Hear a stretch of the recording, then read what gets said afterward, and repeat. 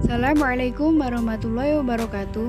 Terima kasih atas waktunya kepada Bapak Heru Sulistia MPD selaku dosen mata kuliah Manajemen Strategik serta teman-teman.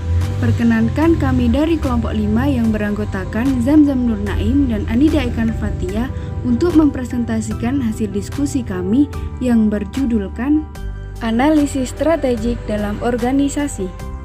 Sebelumnya kita harus mengerti terlebih dahulu pengertian analisis strategis.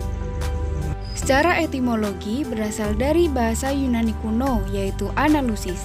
Analisis diartikan sebagai penyelidikan terhadap suatu peristiwa, karangan, perbuatan, dan sebagainya untuk mengetahui keadaan yang sebenarnya, sebab musabab, duduk perkaranya, dan sebagainya.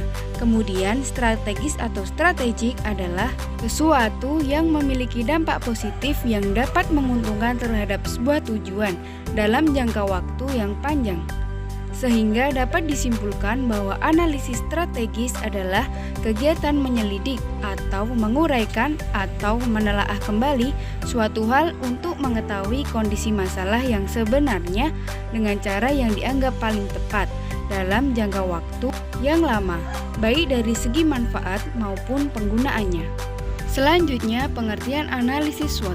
Analisis SWOT adalah suatu metode perencanaan strategis untuk mengevaluasi faktor-faktor yang berpengaruh dalam usaha untuk mencapai tujuan, baik itu tujuan jangka pendek maupun jangka panjang. SWOT merupakan singkatan dari 4 aspek perencanaan, yaitu strengths atau kekuatan, weakness atau lemahan, opportunities atau peluang, kesempatan, dan threats atau ancaman. Selanjutnya kita masuk ke materi inti yaitu fungsi analisis SWOT. Pada slide berikut kita akan membahas mengenai fungsi analisis SWOT dalam organisasi. Analisis SWOT berfungsi untuk menemukan aspek-aspek penting dari kekuatan, kelemahan, peluang, dan ancaman di dalam suatu organisasi. Dalam penggunaannya, analisis SWOT bukanlah cara analisis yang untuk mampu memberikan jalan keluar yang tepat bagi semua masalah yang ada di organisasi. Analisis SWOT dimulai dengan mengumpulkan informasi kekuatan dan kelemahan yang dimiliki oleh perusahaan.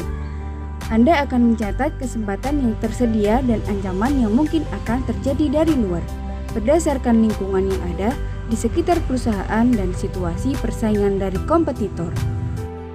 Aspek pertama yaitu kekuatan atau strengths.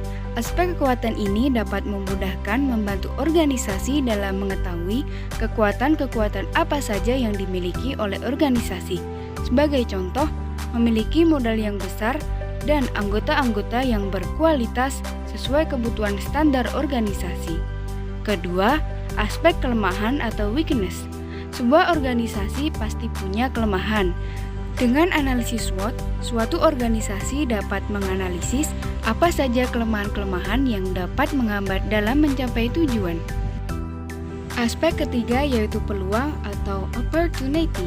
Organisasi juga harus mengetahui apa saja peluang-peluang di lingkungan luar yang bisa memperkuat organisasi dalam mencapai tujuannya.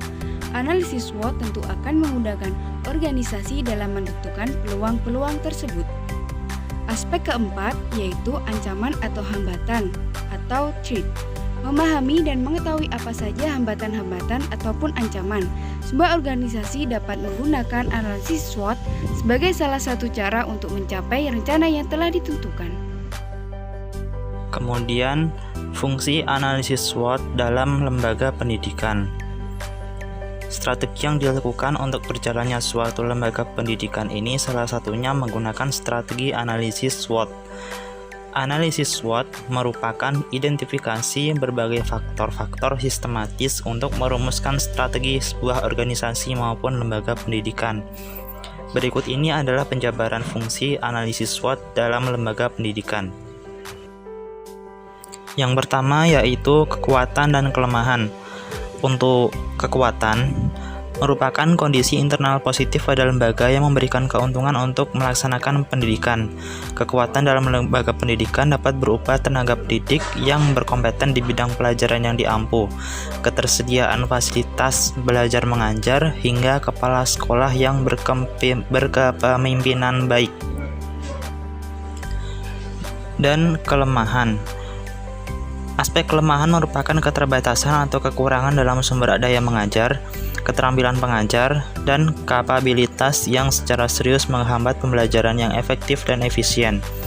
Berbagai kekurangan atau kelemahan pada lembaga pendidikan dapat dilihat dari sarana dan prasarana yang dimiliki, kemampuan mengatur lembaga yang rendah, pengenalan lembaga yang tidak sesuai dengan kebutuhan masyarakat, produk atau lulusan yang tidak atau kurang mampu dalam bersaing dengan lulusan dari lembaga pendidikan lainnya. Selanjutnya yaitu aspek peluang dan hambatan atau ancaman. Organisasi juga harus mengetahui apa saja peluang-peluang di lingkungan luar yang bisa memperkuat organisasi dalam mencapai tujuannya. Dengan menemukan analisis SWOT, tentu akan memudahkan organisasi dalam menentukan peluang-peluang tersebut.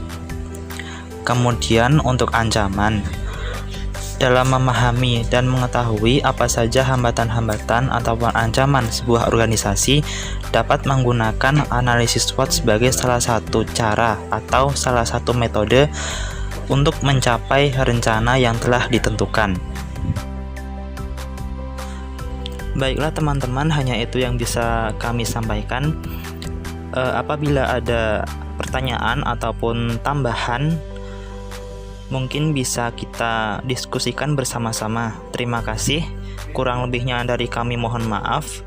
Wassalamualaikum warahmatullahi wabarakatuh.